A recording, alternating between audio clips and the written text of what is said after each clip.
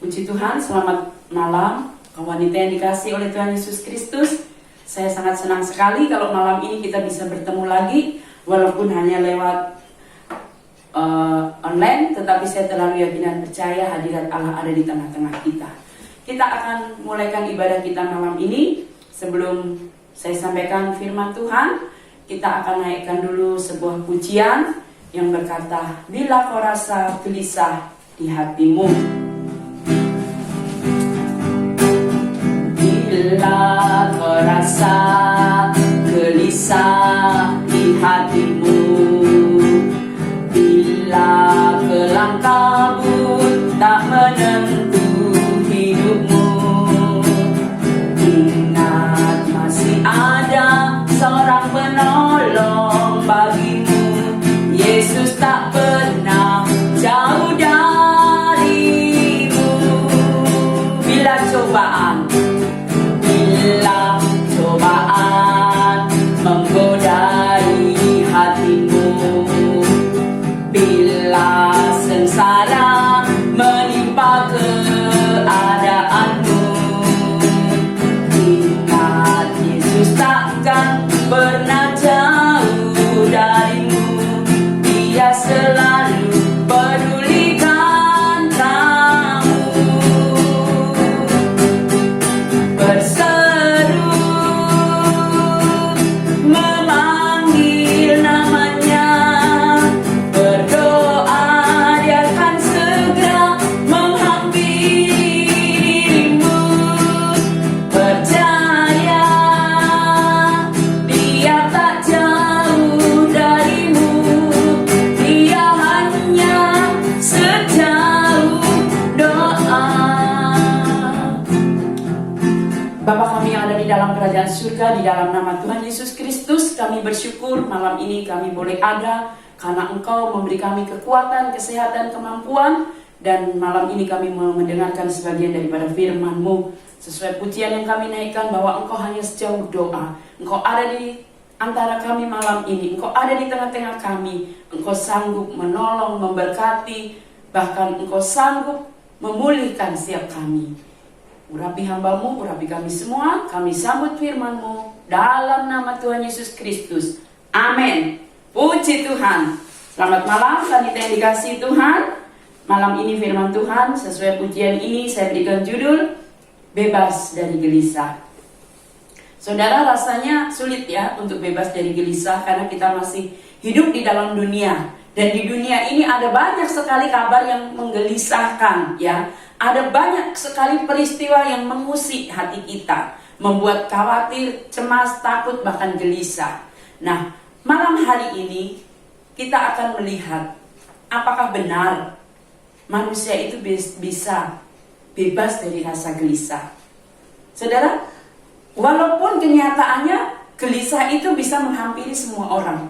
Mungkin ibu-ibu berpikir orang miskin saja yang gelisah karena nggak tahu apa yang akan dimakan besok.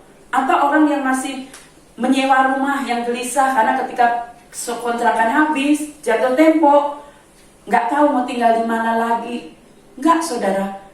Kegelisahan bukan hanya menimpa kepada orang yang kita pikir hidupnya pas-pasan sehingga dia gelisah memikirkan apa yang akan dimakan besok, dipakai besok, sekolah besok, uang besok. Tapi di Alkitab dikatakan bahwa manusia itu memang rentan dengan kegelisahan. Bahkan seorang raja, dia pernah gelisah. Bukan karena kurang makan minum pakai. Kalau namanya raja, dia punya segalanya. Apalagi dikisahkan di dalam kitab Daniel 2 ayat 1-3. Itu ada seorang raja yang bernama Nebukadnezar. Saya baca singkat ya. Di dalam Daniel pasal 2 ayat 1-3. Nebukadnezar Raja Babel gelisah. Kenapa? Ayat 9. Pada tahun yang kedua pemerintahan Nebukadnezar, bermimpilah Nebukadnezar karena itu hatinya gelisah dan ia tidak dapat tidur. Apa yang membuat Nebukadnezar gelisah? Mimpi. Nah saudara, jadi di dunia ini banyak hal yang membuat orang gelisah.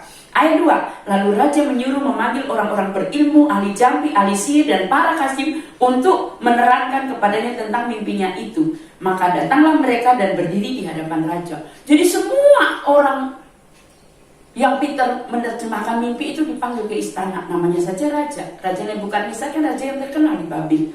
Tetapi saudara, nggak ada yang bisa menerjemahkan mimpinya. Ayat 3, kata raja kepada mereka, aku bermimpi dan hatiku gelisah karena ingin mengetahui mimpi itu. Nah saudara, singkat cerita, semua orang yang pintar, ilmu sihir, ahli jampi, tidak ada satupun yang bisa mengartikan mimpi Raja Nebukadnezar. Karena nggak bisa, semua orang dibunuh, saudara. Jadi orang yang gelisah itu merugikan orang lain. Karena rasa khawatir, cemas yang begitu kuat, sehingga karena dia penguasa ya, orang yang nggak bisa menolongnya, dia bunuh semua. Jadi semua ahli sihir, ahli najum, orang-orang pintar yang ada di Babel dibunuh. Nah, Daniel mendengar, Daniel kan juga termasuk orang pintar, termasuk orang yang diperhitungkan. Dia mendengar itu, dia menghadap raja. Dia bilang, oh raja, ada apa? Sebelum dibunuh kan, dia datang dulu. Kemudian beri kami waktu untuk berdoa kepada Tuhan. Singkat cerita kan akhirnya Daniel bisa mengetahui mimpi raja itu. Dia bilang bukan saya, tapi Tuhan saya memberitahu kepada saya. Jadi hanya Tuhan yang bisa mengatasi kegelisahan hati seseorang. Daniel punya Tuhan, dan Tuhannya itu diperkenalkan kepada Raja Nebukadnezar. Sehingga Nebukadnezar akhirnya memperoleh jawaban. Dia menjadi senang. Kalau dipikir, saudara, ada nggak orang yang bisa menebak mimpi seseorang? Jadi raja ini mimpi tapi lupa mimpinya. Lalu tiba-tiba dia bilang, saya mimpi apa? Orang suruh nebak, lalu untuk menerjemahkan. Tetapi Allah, dia satu-satunya yang bisa memberi ketenangan kepada hati Nebukadnezar, sehingga Nebukadnezar mendapat ketenangan. Jadi hanya Tuhan, saudara. Kekayaannya itu nggak bisa membuang kegelisahannya, jabatannya nggak bisa membuang kegelisahan. Contoh yang kedua, dalam Kejadian 41 ayat 8, saya baca singkat ya. Firaun gelisah karena mimpi. Ayat 8, demikian firman Tuhan. Pada waktu pagi gelisahlah hatinya, hati Firaun, lalu disuruhnyalah memanggil semua ahli dan semua orang berilmu di Mesir. Sama, Firaun apa yang dia kurang? Dia raja, dia punya segalanya, pengaruhnya mendunia. Sampai hari ini peninggalannya, kalau saudara pergi ke Mesir, banyak peninggalan Firaun. Ya, berarti dia bukan orang main-main. Tetapi itu pun dia bisa gelisah hatinya. Dia juga gelisah karena mimpi. Sampai satu saat, kalau sudah baca ayat selanjutnya itu, gak ada juga orang yang bisa menerjemahkan. Hanya Tuhan yang bisa. Seorang bernama Yusuf, dia berdoa kepada Tuhan. Akhirnya Yusuf memberi jawab, yaitu akan terjadi masa kelimpahan 7 tahun. Setelah itu terjadi kelaparan. Lalu 7 tahun itu Yusuf mengumpulkan gandum, sehingga istana Mesir tidak mengalami apa yang namanya kelaparan itu. Nah, saudara, jadi jabatan, kekayaan tidak bisa mengatasi hati yang gelisah. Hanya Tuhan.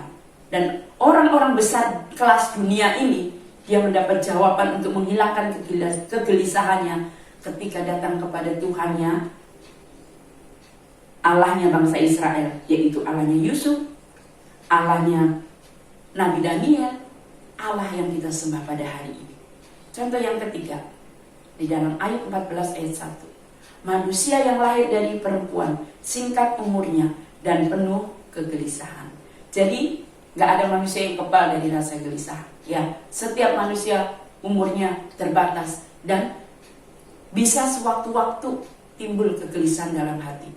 Jadi banyak hal yang membuat orang gelisah. Apa yang mau dibayar besok, itu pun bisa gelisah. Makan, minum, pakai, bisa buat orang gelisah. Orang miskin gelisah. Orang kaya pun ada yang membuatnya gelisah. Pejabat pun ada yang membuatnya gelisah. Bahkan pemazmur, itu anak Tuhan, pun ada yang membuatnya gelisah. Cuman bedanya, anak Tuhan, dia bisa memanajemen kegelisahannya itu. Karena dia tahu jawabannya, yang bisa mengusir hanya Tuhan. Pemazmur, ayat yang sering kita baca, tapi malam ini saya mau baca lagi ya. Mazmur 42 ayat 12. Bunyinya sama, ditekankan 3 kali. Ayat 6, bunyinya sama. Juga Mazmur 43 ayat 5 itu bunyinya sama. Apa bunyinya? Pemazmur berkata begini, mengapa engkau tertekan, hai jiwaku, dan mengapa engkau gelisah di dalam diriku? Berharaplah kepada Allah, sebab aku bersyukur lagi kepadanya, penolongku dan Allahku. Ini bedanya. Kalau ibu-ibu orang yang mengenal Tuhan, kita semua orang yang mengenal Tuhan, saat gelisah itu muncul, datang dalam hidup kita, entah apapun itu, berita, kabar, kejadian yang membuat kita gelisah, kita punya pengharapan. Siapa pengharapan kita? Kepada Tuhan. Saat kita berharap kepada Tuhan, pasti Tuhan beri kemenangan, sehingga kita bisa bersyukur, memuji, memuliakan Tuhan. Iblis, dia kerjanya adalah mencuri damai, sukacita yang Tuhan beri. Yesus datang memberi damai, tapi iblis itu kerjanya mencuri, membunuh, membinasakan. Salah satunya membuat kita gelisah. Itulah sebabnya, saudara, jangan sampai damai kita dicuri oleh iblis. Makanya Amsal 17 ayat 22 kan berkata, hati yang gembira adalah obat. Iblis tahu kalau kita ada damai yang dari Tuhan, maka tubuh, jiwa, roh kita akan sehat. Iman kita bertumbuh dengan baik, jasmani kita diberi kekuatan oleh Tuhan. Tetapi orang yang gelisah, ya, itu adalah racun. Namanya racun, itu mematikannya. Iman bisa mati, tubuh bisa mati, pekerjaan bisa mati. Orang kalau sudah gak punya pengharapan kan, semuanya bisa berakhir. Nah, iblis maunya ada racun dalam tubuh kita, sehingga dia kasih kegelisahan, dia kasih kekhawatiran.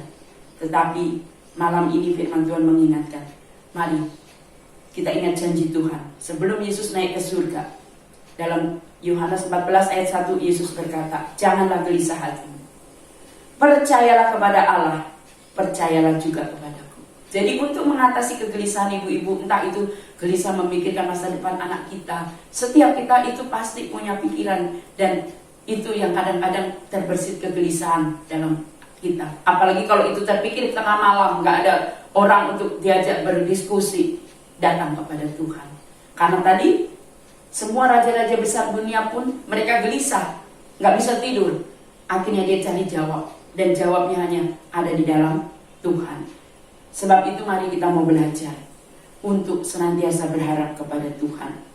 Contoh yang pasti itu di dalam Lukas 10 ayat 39. Saya kasih contoh saja. Ada seorang bernama Maria. Yesus datang ke rumah Maria. Maria, dia duduk di dekat kaki Tuhan Yesus, mendengarkan Yesus. Kemudian ayat yang ke-40, Marta sibuk melayani. Nah, karena dia sibuk, dia mengeluh, hatinya gelisah, saudara. Dua-duanya sama melayani. Maria duduk di kaki Yesus, mendengarkan Yesus berbicara. Marta juga melayani. Saya tidak meremehkan pelayanan Marta, dia juga melayani. Cuman yang membedakan, Marta ini melayani tapi dengan hati yang gelisah, hati yang menggerutu. Dia bilang kepada Tuhan apa ada dalam ayat 40. Tidakkah engkau peduli bahwa saudaraku membiarkan aku melayani seorang diri? Suruhlah ia membantu aku. Jadi Marta, walaupun dia melayani, tapi sambil bersungut-sungut. Nah, hatinya penuh kegelisahan. Lalu ayat 41, tetapi Tuhan Yesus menjawabnya, Marta, Marta, engkau khawatir dan menyusahkan diri dengan banyak perkara. Bukankah seringkali namanya wanita, saya sendiri ya, bahkan masalah kecil kita pikir jadi rumit. Sesuatu yang biasa menjadi menggelisahkan, menjadi mengkhawatirkan. Itulah sifat wanita. Hampir mirip dengan Marta. Sebetulnya kan sepele. Apa sih yang dibuat untuk melayani Yesus? Taruh kata bikin sirup, bikin teh, kan cuma untuk satu orang, tapi dibuat rumit. Nah, tapi Maria sudah memilih yang terbaik di dalam ayat 42. Tetapi hanya satu saja yang perlu. Maria telah memilih bagian yang terbaik, yang tidak akan diambil daripadanya. Apa bagian yang terbaik itu? Maria hanya fokus sama tamunya, sama Yesus. Nggak fokus sama yang lain-lain itu, bikin teh, bikin ini, bikin itu. Itu semua baik. Tapi jangan salah fokus. Kadang kita fokus sama masalah kita yang membuat rumit itu. Perkara kecil jadi besar itu. Kita lupa bahwa kita punya Tuhan yang besar. Karena Yesus bilang, Maria memilih bagian yang terbaik yang tidak bisa diambil daripadanya. Maria fokus sama Tuhan. tidak fokus sama masalah-masalah. Karena masalah itu selalu ada. Masalah kecil bisa kita besar-besarkan. Tetapi kalau kita fokus sama Tuhan, Allah kita Allah yang besar, Allah kita Allah yang dahsyat, Allah kita Allah yang luar biasa. Dia sanggup menolong kita. Jangan fokus sama masalah-masalah yang membuat rumit, saudara. Karena gak ada orang yang tidak punya masalah. Tiap hari pasti ada satu masalah yang harus kita selesaikan. Tapi mari kita lebih fokus sama Tuhan yang sanggup menyelesaikan setiap masalah. Persoalan gak ada penyakit yang tidak bisa diselesaikan oleh Tuhan. Gak ada masalah yang tidak bisa diselesaikan Tuhan. Kita gak bisa menyelesaikan, saudara. Tapi kita punya Tuhan. Dan yang kedua, mari kita punya hubungan dekat dengan Tuhan. Maria kenapa dia duduk karena di kaki Yesus? Karena dia punya hubungan yang dekat dengan Tuhan. Hubungan pribadi dengan Tuhan, hubungan intim dengan Tuhan itu jauh lebih berkenan dibandingkan kegiatan apapun. Saudara, kita boleh sibuk 24 jam, mungkin melayani keluarga, melayani Tuhan, bersosialisasi di tetangga, di masyarakat, dimanapun. Tapi kalau kita lupakan yang satu ini, yaitu fokus intim, menyerahkan diri pada Tuhan, gelisah itu akan terus ada. Waktu itu akan terus ada. Tapi kalau kita boleh melakukan kegiatan sibuk seperti Marta, saya tidak meremehkan Marta. Baik, melayani tamu itu baik. Tapi mari kita mengutamakan, kita fokus. Jangan lupa, fokus sama Tuhan itu artinya kita memandang setiap masalah itu kecil dibandingkan Tuhan kita yang besar. Puji Tuhan, biarlah hari-hari ini kita mau fokus sama Tuhan saja. Masalah boleh datang, corona boleh memanjang, tetapi mari kita tetap mempercayai Tuhan kita lebih dahsyat. Hanya Tuhan yang bisa mengusir kegelisahan. Dia sobat satu-satunya yang menyelesaikan setiap masalah yang kita hadapi. Kita angkat satu pujian sebelum berdoa. Kalau ku cari damai, hanya ku dapat di dalam Yesus. Kalau ku cari damai, hanya ku dapat di dalam Yesus. Kalau ku cari ketenangan, hanya ku temui di dalam Yesus. Tak seorang pun dapat menghiburku, tak seorang pun dapat menolongku. Hanya Yesus jawaban hidupku.